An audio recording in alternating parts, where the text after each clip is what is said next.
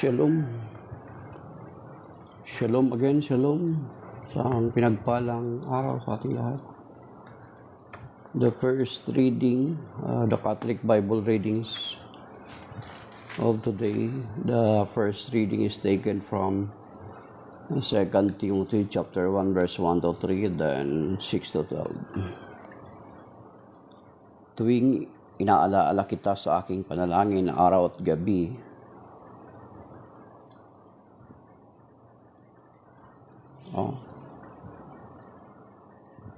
2 Timothy chapter 1 verse 1 to 3, then 6 to 12. Mula kay Pablo na apostol ni Kristo Jesus ayon sa kalooban ng Diyos upang ipangaral ang tungkol sa buhay na pinangakong makakamtan natin sa pamagitan ng pakikipag-isa kay Kristo Jesus.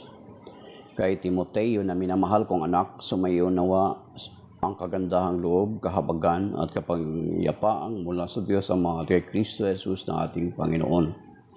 Tuwing inaalaala kita sa aking panalangin ng araw at gabi, nagpapasalamat ako sa Diyos na aking pinaglilingkuran ng may malinis na budi gaya ng ginawa ng aking mga ninuno.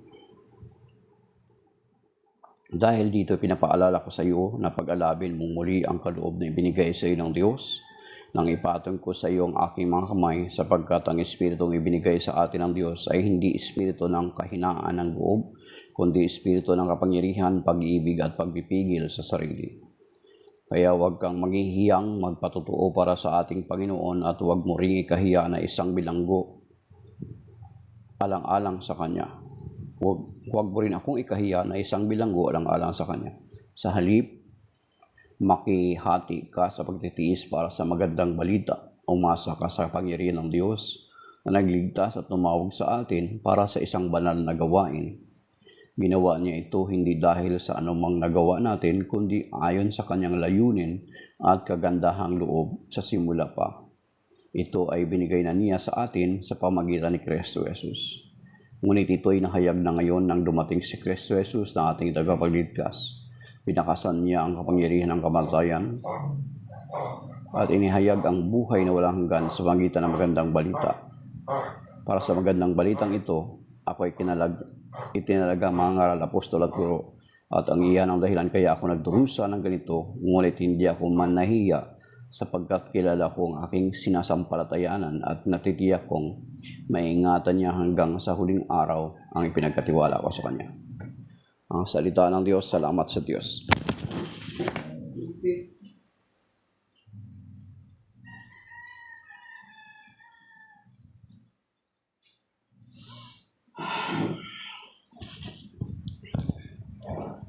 To the Lord. Just sneezing yung doggy ko. The responsorial psalm is taken from, the psalm of today is taken from Psalm 123 or Awit 123. Open your Bible in Psalm 123. Ang aking pagmasid doon nakatuon, sa lukluk ang trono mo, O Panginoon. Tulad ko'y aliping, ang inaasahan ay ang amo niya para sa patnubay. Kaya tuloy-tuloy ang aming tiwala hanggang ikaw, Yahweh, sa aming maawa. Mga bagay, Yahweh, kami kawaan, labis na paghamak aming naranasan. Kami hinahamak ng mga mayaman, laging kinukutya kahit noon pa man ng mapangaliping taong mayayamang. That is the psalm of today.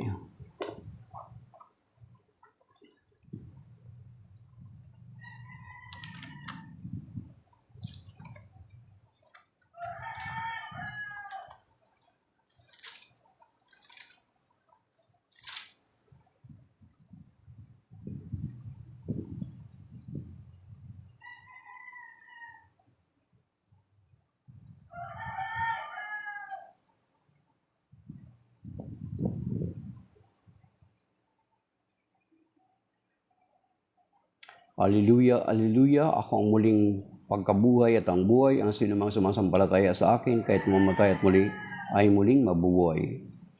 At sinumang nabubuhay at sumasampalataya sa akin, ay hindi mamatay kailanman, ay hindi ka mamatay kailanman. Alleluia, alleluia.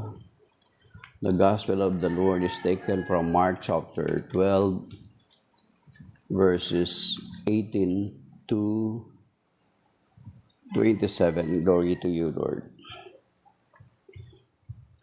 May ilang Saduseyo na lumapit kay Jesus upang magtanong. Ang mga ito ay nagtuturo na hindi muling mabuhay ang mga patay. Sinabi nila, Guro, sinulat po ni Moises para sa atin, kapag namatay ang isang lalaki at naiwang walang anak, ang kanyang asawa at ang kapatid ng lalaki ay dapat pakasal sa biyuda upang magkaanak sila para sa namatay. Mayroon pong 7 magkakapatid na lalaki, nag-asawa ang panganay, subalit siya namatay na walang anak. Pinakasalan ng pangalawang kapatid ang biyuda, subalit namatay rin ang lalaki na walang anak. Ganon din ang nangyari sa pangatlo, isa-isang napangasawa ng babae, 7 magkakapatid, at silang lahat ay namatay na walang anak. Sa kahuli-hulihay, ang babae naman ang namatay. Kapag binuhay na muli ang mga patay sa araw ng muling pagkabuhay, sino po sa 7 magkakapatid ang kikilanling asawa ng babaeng iyon, sapagkat silang lahat ay napangasawa niya? Sumagot si Jesus, maling-mali kayo, dahil hindi ninyo naunawaan ang tinuturo ng kasulatan at ang kapangyarihan ng Diyos. Sa muling pagkabuhay, ang mga tao hindi na mag-aasawa, sila ay magiging katulad ng mga anghel sa langit. Tungkol naman sa muling pagkabuhay, hindi ba ninyo nabasa sa aklat ni Moises sa kasaysayan na nagliyab ng mababang puno ang sinabi ng Diyos sa kanya?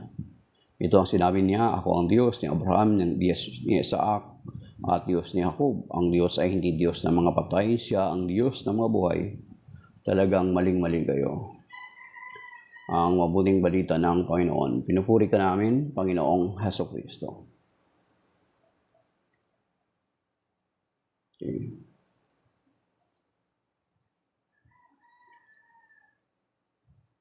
So, balikan natin ang first reading.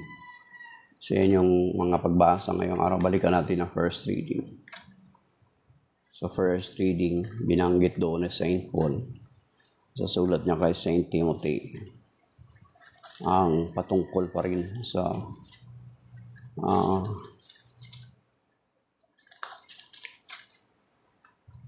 sabi dito,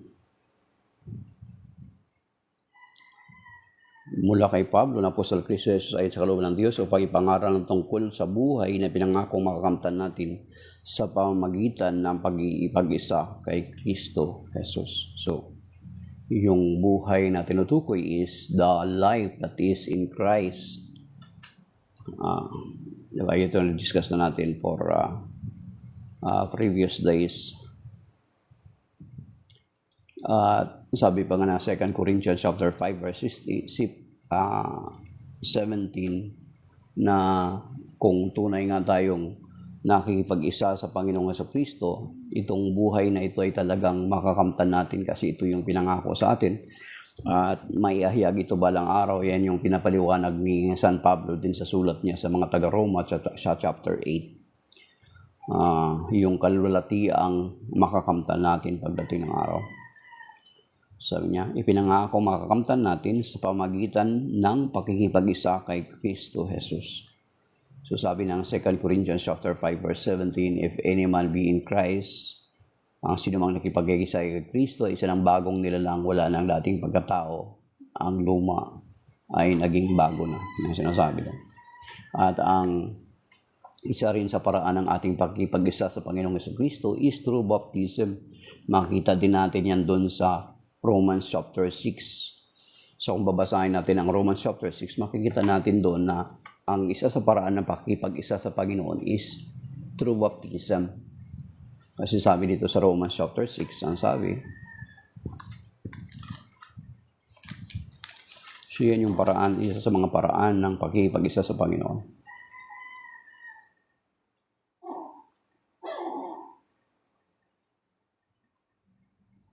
Verse 3, Romans chapter 6, verse 3, hindi ba ninyo alam na tayong lahat na nabautisman kay Kristo Jesus ay nabautisman sa kanyang kamatayan? Sa makatwid tayo namatay at nalibing na kasama niya sa pamagitan ng bautismo upang kung paano binuhay na muli si Kristo sa pamagitan ng dakilang kapangyarihan ng Ama, tayo rin ay magkakaroon ng panibagong buhay.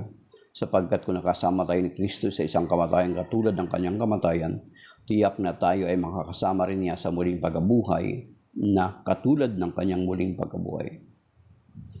So, yun yung pakikipag-isa natin sa Panginoon. At may sinabi dito si San Pablo kay Timoteo sa verse 2, sa 2 Timothy chapter 1, verse 2, sabi niya, kay Timoteo na minamahal kong anak. So, titignan natin na si Timoteo is hindi naman talaga totoong biological na anak ni San Pablo. So, pero tinawag ni San Pablo si Timoteo na minamahal kong anak. So, diyan natin makita na yung Matthew 23 verse 9 ay mali ang pagkaunawa ng mga kapatid natin ng ibang sekta doon. They are taking it literal na hindi mo na nila inuunawa yung konteksto, kaya they are using it against us sa Catholic Church. Na bakit tayo ng mga Katoliko ay tinatawag nating father ang mga pari. Kasi labag daw yun sa Matthew chapter 23 verse 9. Yan yung akusasyon sa atin ng mga Protestante. Samantala, yung Matthew 23 verse 9 ay hindi lamang tumutukoy sa mga ama, kundi tumutukoy din sa mga guro.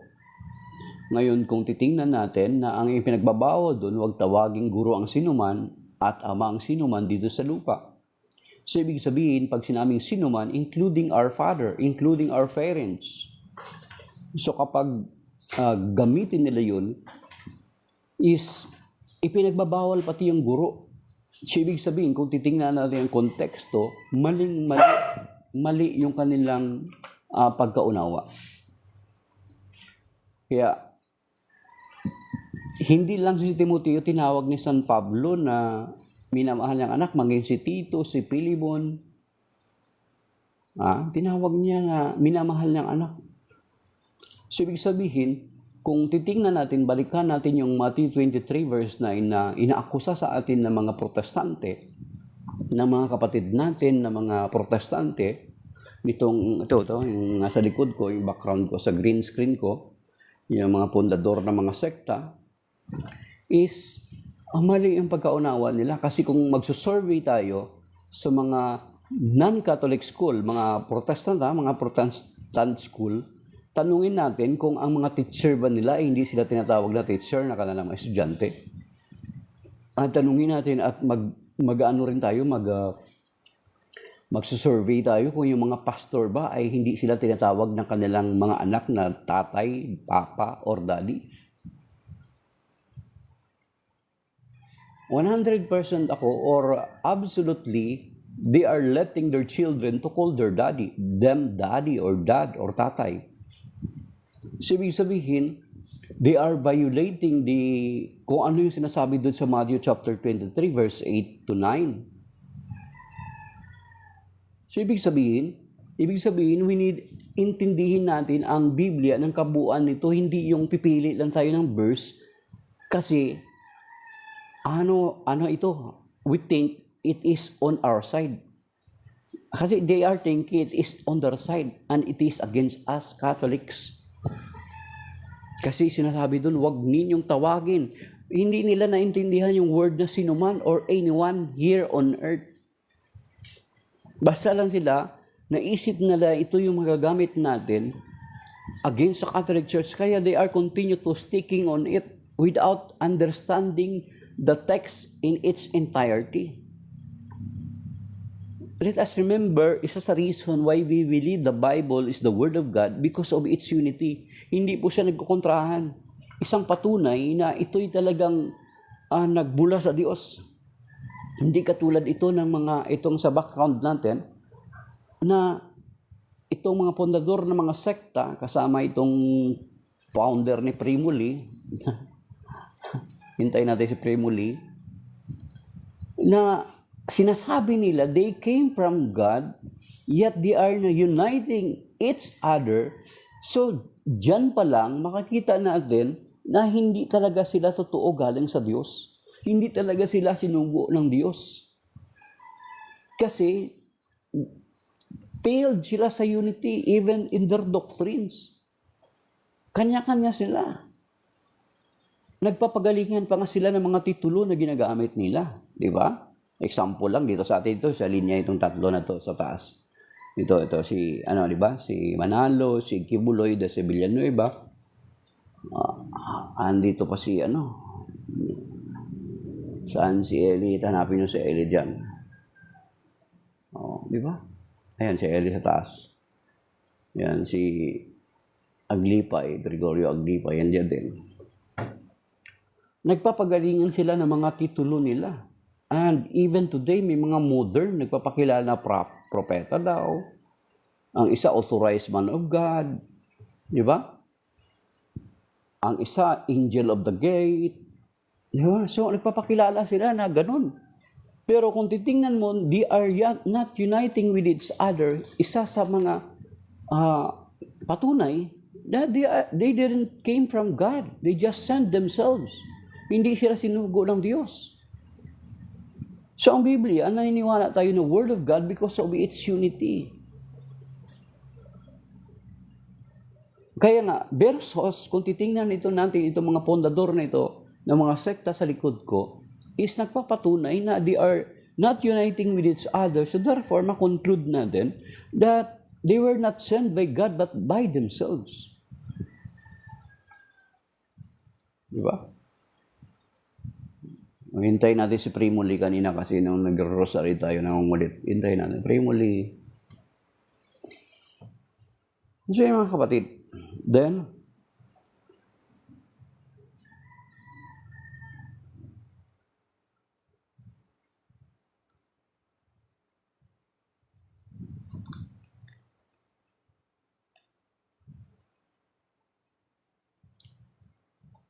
so verse 8.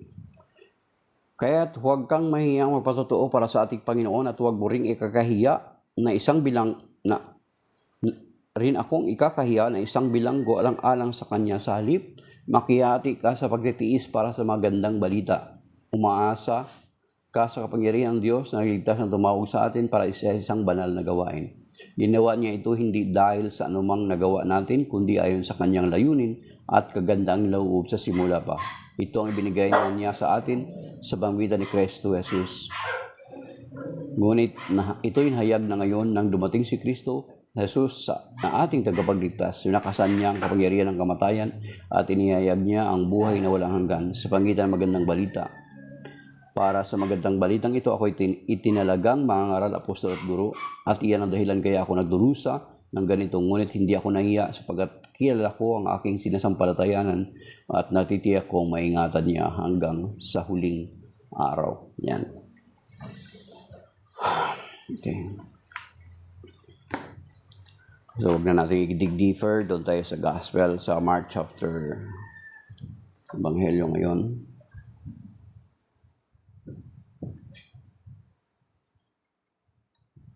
Mark chapter 12 verses 18 to 27. So dito ang mga Saduceo, ang sekta ng mga Saduceo ay yung gusto itrap ang Panginoon. So naglatag sila ng katanungan tungkol sa muling pagkabuhay sapagkat ang mga Saduceo ay hindi naniniwala sa muling pagkabuhay. Kaya nagtanong sila na kasi ayon sa kaugalian ng mga Hudyo, ito yung kinuwento nila kasi yung kaugalian ng mga Hudyo pa, ang panganay kapag namatay yung panganay na anak, ay may 7 magkakapatid, asawahin niya yung babaeng nabalo for the sake sa panganay, hindi para doon sa pangalawa. So kung magkaanak man yung ikalawang kapatid ng lalaki, yung magiging anak niya yung magiging kredito para doon sa panganay.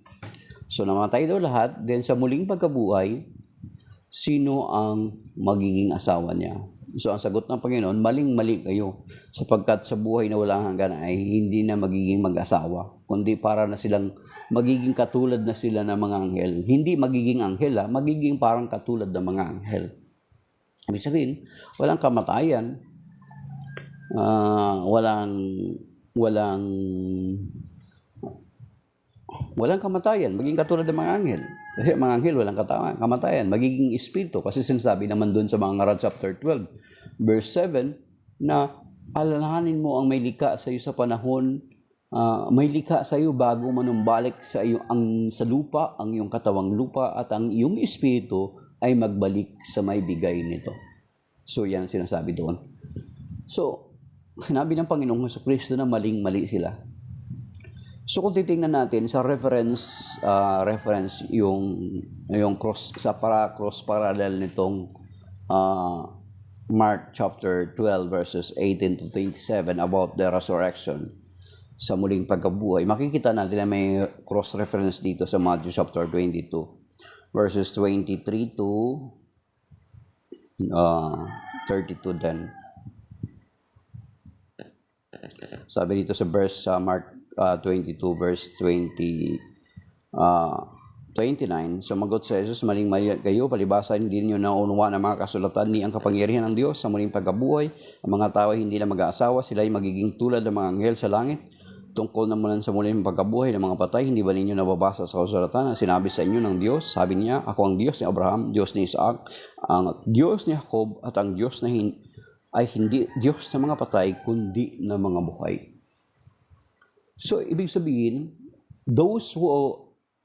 yung mga namatay dito sa lupa ay hindi talaga patay. Kaya nga, isa rin yan sa mga mali na mga kapatid natin, mga protestante, na yung paghingi daw natin ng panalangin sa mga santo ay mali daw. Patay. Kino-consider nila actually na patay. Sabi niya, ano yun? Praying to the dead. Praying to the dead. Samantala dito sa Biblia, sinasabi ng banal na kasulatan, yaong mga namatay kay Kristo ay hindi patay kundi mga buhay. Because God is a God of the living and not of the dead.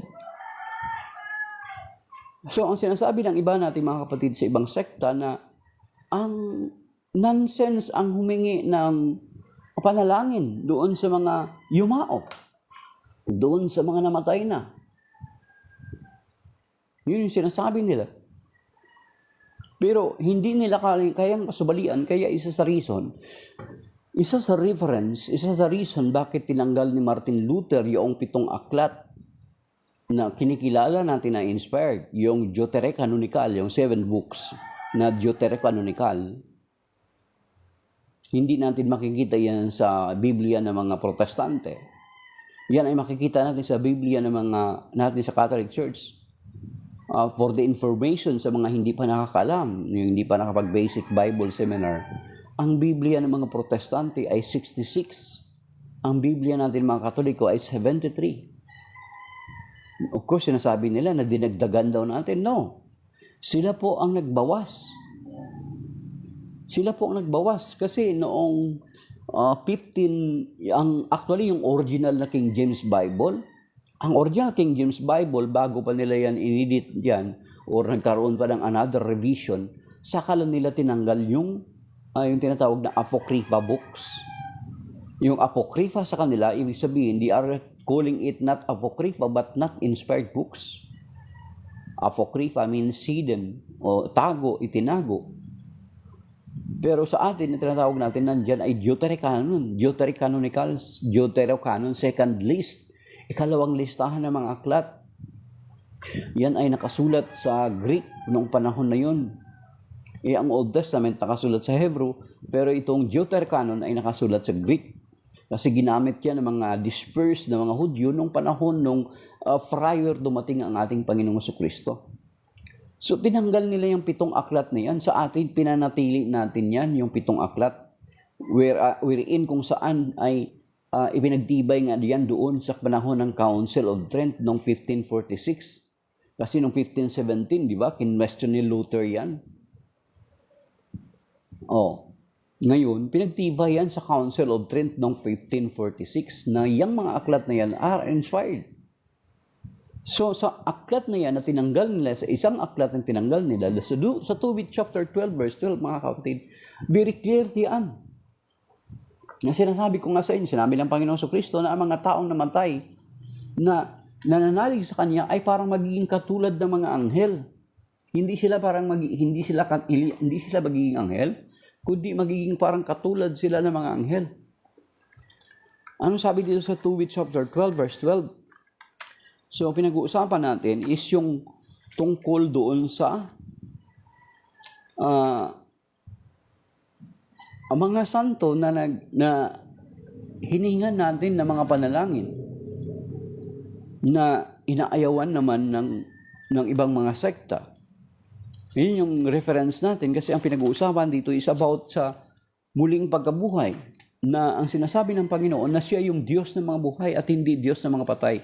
So therefore, sinasabi natin na ang mga taong namatay sa Panginoon, lalo na mga sumasampalataya sa Kanya, nananalig sa Kanya, namuhay sa kabanalan, ay hindi mga patay. Sila'y maging katulad ng parang mga anghel. Hindi sila patay.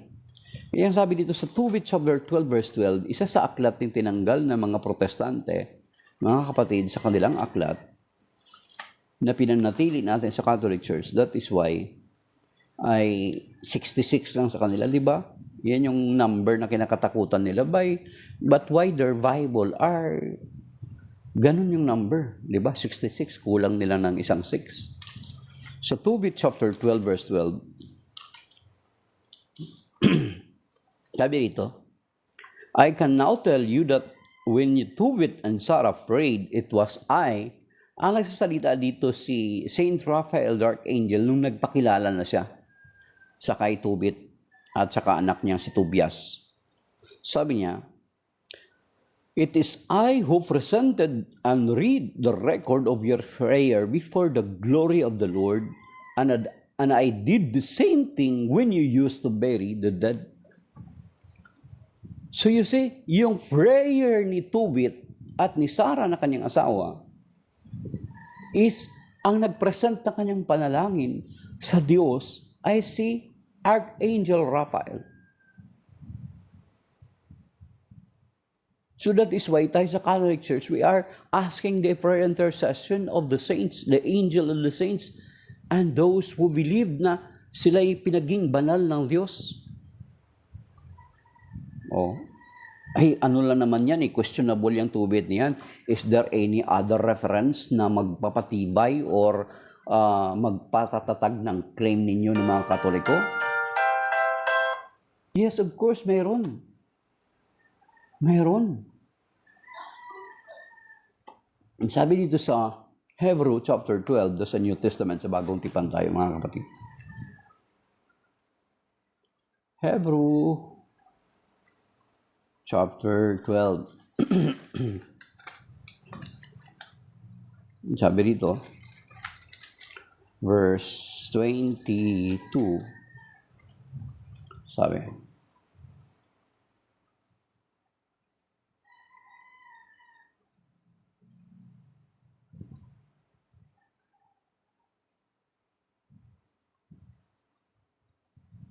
sa halip ang nilapitan ninyo ay ang bundok ng Sion at ang lungsod ng Diyos na buhay, ang Jerusalem sa langit, na kinaroroonan ng di mabilang na anghel.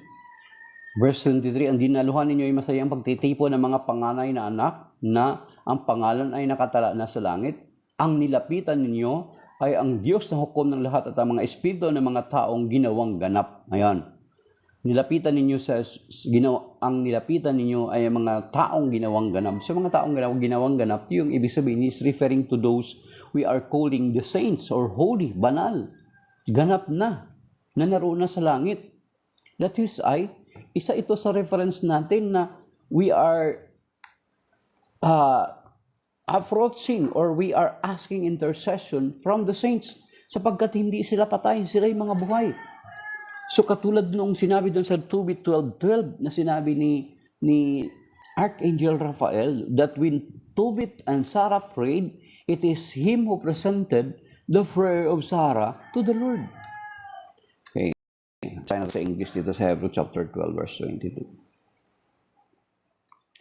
Now you have approached Mount Zion, the city of the living God, the heavenly Jerusalem, and countless angels in festal gathering, and the assembly of the firstborn enrolled in heaven, and God, the judge of all the spirits of the just made perfect.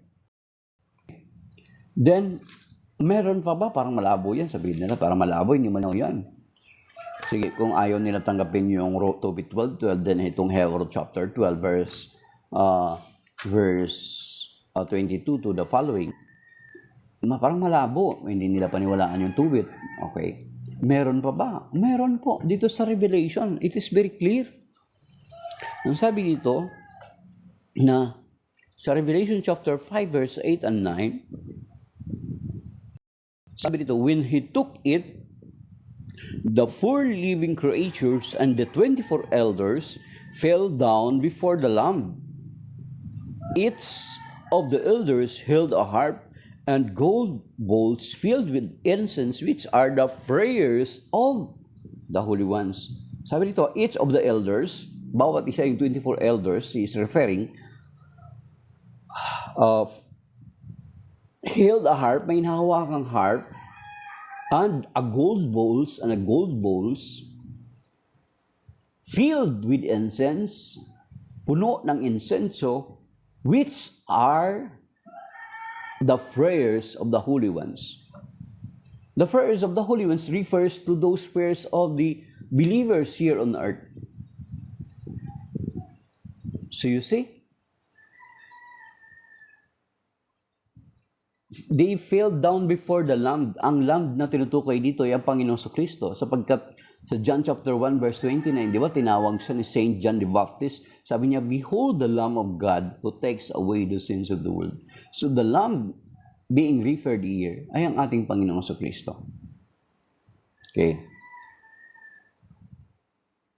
So yan sinasabi sa Revelation chapter 5 verse 8 and 9. They sang a new hymn, worthy are you to receive the scroll and to break off often its seals, for you were slain, and with your blood you purchased for God those from every tribe and tongue, people and nation. You made them a kingdom of and priests for our God, and they will reign on earth.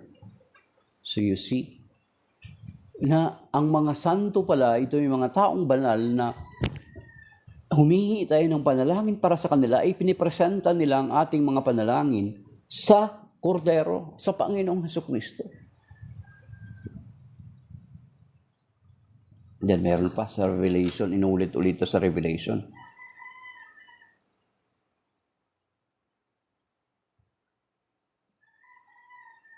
Okay. Sa Revelation chapter 8 verse 3 to the following, another angel, 8, 3 and 4, another angel came and stood at the altar, holding a gold censer. He was given a great quantity of incense to offer, along with the prayers of all the holy ones. Ayan. On the gold altar that was before the throne. Verse 4, the smoke of the incense, along with the prayers of the holy ones, went up before God from the hand of the angel. So you see, yung smoke of incense, which are the prayers of the holy ones, ang sabi dito, the smoke of the incense along with the prayers of the holy ones went up before God from the hand of the angel. So you see, tugmang-tugma dun sa sinabi ni Saint Raphael the Archangel dun sa 2 chapter 12 verse 12. That is why we Catholics ay humihingi ng prayer intercession sa mga saints. Kasi ipinipresenta ng mga santo at mga anghel yung ating panalangin sa Diyos, sa Panginoong Hesukristo. So paano nila ito tatanggihan? Wala sa kanila yung tubit kasi tinanggal nga ng mga ninuno nila. Plus yung Bible na pinakapaborito nila na King James Bible ay Biblia na bunga ng divorce, bunga ng disobedience, bunga ng rebellion ni King Henry VIII sa Catholic Church. Di ba? Bakit nagkaroon ng Church of England, Anglican Church? Bakit iba ang reliyon ng mga monarch sa England? Kasi nung nagpaalam si King Henry VIII na i-divorce niya yung kanyang asawa, ay hindi tinanggap ng Catholic Church kasi walang divorce sa Catholic Church. Ayan. Bunga, yung King James Bible actually is bunga ng divorce yan. Ang Anglican, bunga ng divorce. So nakwento ko na rin yan sa inyo kahapon na nung si Saint Thomas More, isa sa statement ni isa sa high-ranking person sa England, si Saint Thomas More, sabi niya, I am a good king servant. He is referring to King Henry VIII. Isa siyang mabuting lingkod ng hari. Pero mas pinili niya, pero yung kasunod na sinasabi niya, but God first. So, he accepted na mamatay siya alang-alang doon sa kanyang panindigan niya. Sige, mabait siyang, or mabuti siyang lingkod ng hari. Pero, mas pinili niya at inuna niya na ang Diyos ang mauna. Hindi ang tao na si King Henry VIII. So you see, yun yung dahilan na bakit wala kayong aklat ng tubit ang inyong Biblia. So those are basic things na dapat natin munang pag-usapan. O bakit, 'di ba? Bakit ang Biblia niyo na protestante is iba sa Biblia naming mga Katoliko. Hindi kami ang nagdagdag, kayo ang nagbawas. Kailan lang dumating ang Protestantism? Di ba? 1517 lang. So, ang Biblia noon, from the first century until nung panahon na yon is 73 books. At yan nga yung pinagtibay muli doon sa Council of Trent noong 1546 na those part of the Bible na kine-question ni Luther ay pinagtibay ng simbahan na iyan ay inspired. And as a matter of fact, ang Catholic Church, ang simbahan ay siyang binigyan ng authority to bind and loose and not a single individual to question it, mga kapatid.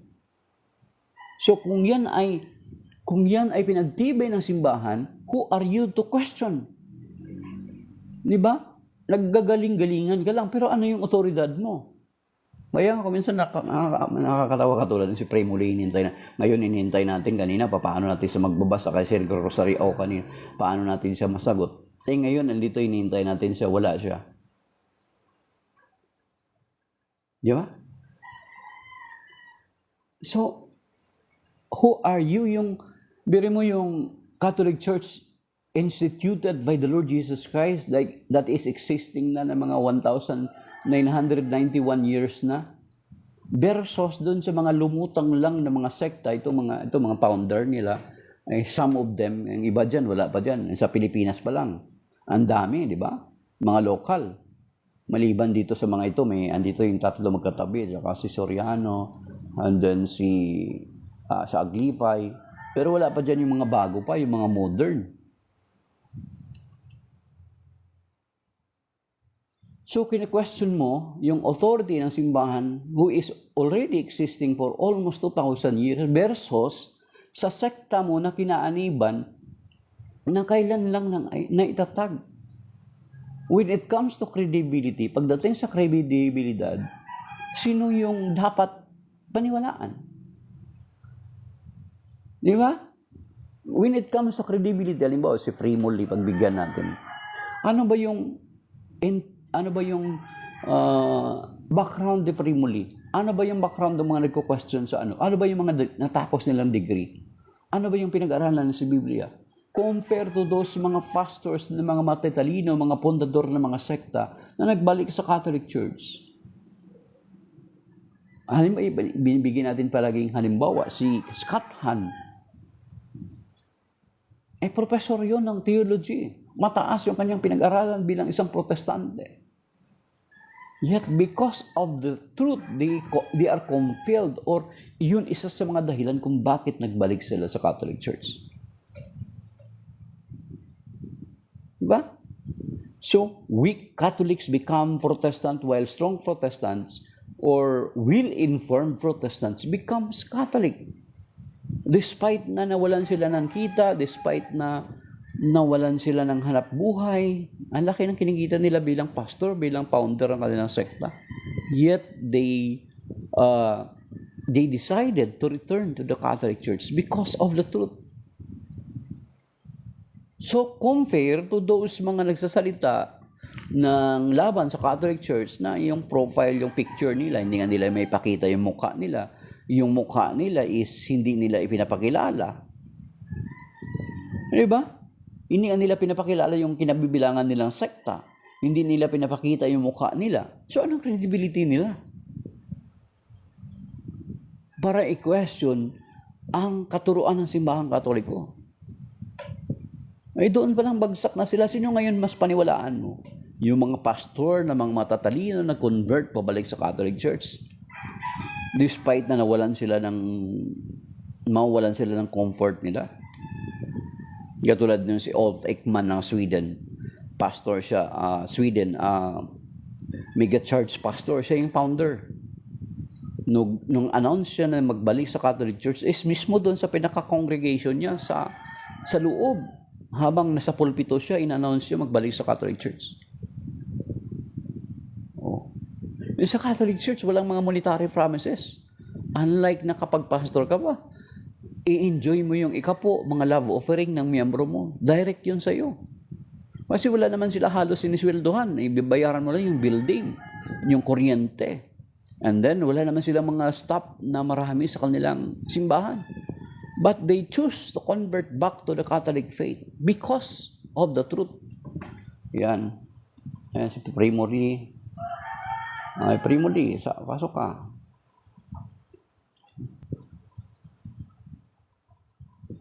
Oh. Diba? So, mas kapanipaniwala yun sila. Kaysa sa katulad ni Primo Lee na hindi nga nagpapakita ng mukha, hindi nagpapakilala kung anong sekta niya. Versus doon sa mga pastor na nag-convert pabalik sa Catholic Church, alam na alam nila yung Biblia, yet they choose to convert or return to the Catholic faith. Nawalan sila ng kita, nawalan sila ng ikapo, pero may ikapo na in-enjoy nila. Hindi lang ikapo, meron pa yung love offering. Ang love offering is bigger than tithes, kasi ang love nga eh.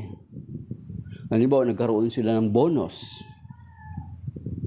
Hindi lang ikapo yung bibigay nila. There are times na masigit pa kasi love offering. Ang mga unexpected na mga tinanggap nila. So kapag matuwa sila, love offering yung bibigay nila, hindi ikapo. Kasi usually ikapo coming from their regular na kinikita. Halimbawa sa sweldo nila. So yun yung nawala sa mga pastor na bumalik sa Catholic Church. Si Brother Noedora, isa sa unang pastor yata dito sa Pilipinas na bumalik sa Catholic Church. Nawala sa kanya yung simbahan. Ilan yung simbahang ipinatayo niya. Siya yung founder ng Pure Gospel of Jesus Christ Incorporated. Siya yung founder. Nawala siya ng kita. Nang dumating pa sa punto na ikakaso siya para hindi, kasi yung mga ari-arian ng kanyang simbahan, para hindi mapunta sa kanya. Ikinaso siya ng mga miyembro niya. Sabi niya, sige, wag na iparating sa korte, hindi ko nahabulin yung mga ari-arian. So, everything na pinundar niya nawala. Itinakwil siya ng kanyang pamilya. Take note, professor to si Brother Noedora, na dating pastor, professor sa ng isang theological school. Yung isang theological school na yun ay na-close din because of patungkol sa doctrine, hindi magkakasundo sa doktrina. Yung mga nag-aaral doon, mga estudyante from different sect and denomination. So later on, na-close yun. May tinapos na degree, nakapagtapos ng theology. Pero malaki ng kinikita. Aalis ka sa pagiging pastor, babalik ka sa Catholic Church. Sa Catholic Church, wala namang monetary promises. Wala namang pangako, sige, bumalik ka rito, lalo yung mga Katoliko, marami mga Katoliko, kuripot. Diba? Alam natin yan. Naghihirap siya mga almost 2 years. Tinakwil pa siya ng pamilya niya. Yung mga pamilya ni Brother Noedora, puro mga pastor, yung mga kapatid. Yung tatay niya, preacher, isang magaling na debatista, church planter na tinatawag. Stop. Isang church planter. So, nag-convert siya sa Catholic Church, tinakwil siya ng pamilya niya. Halos 2 years na malabnaw ang pakikitungo sa kanya. Talagang, nawalan siya talaga ng kinikita. Naghihirap talaga siya. Hanggang sa natutunan niya raw magtanim-tanim ng mga gulay sa bundok. So you see, hindi lang siya, at saka more than mga almost 100 ng mga pastor nagbalik sa Catholic Church. Yung isa nga si Winnie Alegria, namatay nung just other day. Nung nag-convert sa Catholic Church, siniwalayan siya ng asawa niya. Hanggang sa namatay yata siya, hindi sila nagkabalikan. Pero mo yung kwento ni yung brother Winnie Alegria na yun, yung nakatay na pastor. Nung nagbalik sa Catholic Church, iniwanan siya ng asawa niya. Hindi kasi grabe ka-faithful yung asawa niya sa ibang sekta. Alam mo, naghihirap siya, pero until such time na nagtitinda-tinda siya ng ice cream.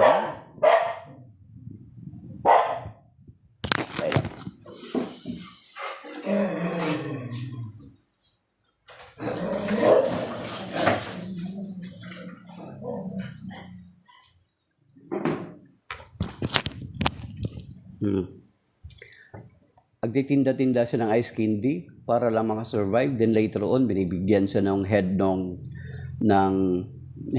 kuan.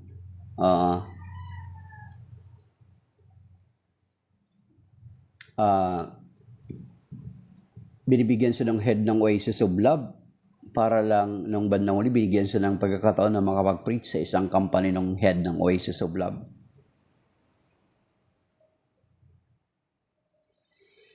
Okay.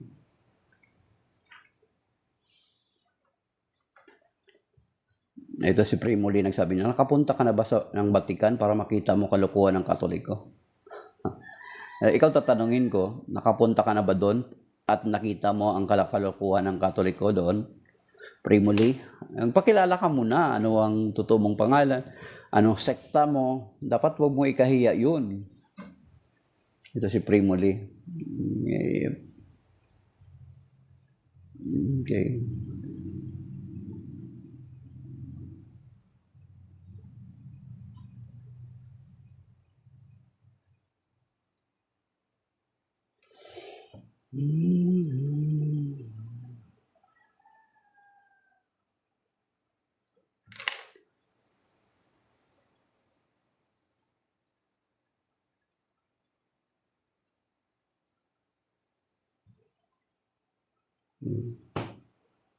Primo Lee, hindi kita ma-invite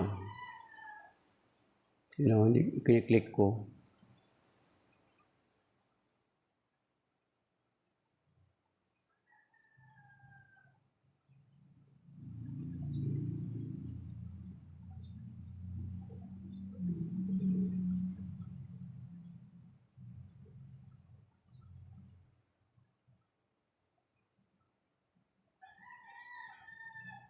Okay.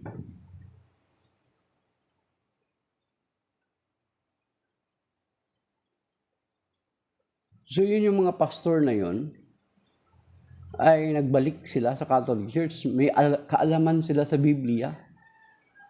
Beri mo, babalik ka sa Catholic Church, walang kasiguraduhan. Pero pinili nila because of the truth. So yun yung titingnan natin. Versus doon sa mga nagpapakilala na mga protestante, umaatake sa Catholic Church, ano yung credibility nila versus those pastors na nakaalam na ng kanilang pananampalataya, isinakripisyo nila na mawalan sila ng kita, nangyawalan sila ng hanapbuhay, but they chose to convert to the Catholic faith. So yun mga kapatid. So maybe that is by now mga kapatid. It's already 6. May God bless mga kapatid. Ingatan tayo gawin patnubayan ng Panginoon. Sa araw nito, pagpalain niya tayo at basbasan. So maybe that is by now. Maghahanap buhay muna tayong lahat mga kapatid. In Jesus' name, amen.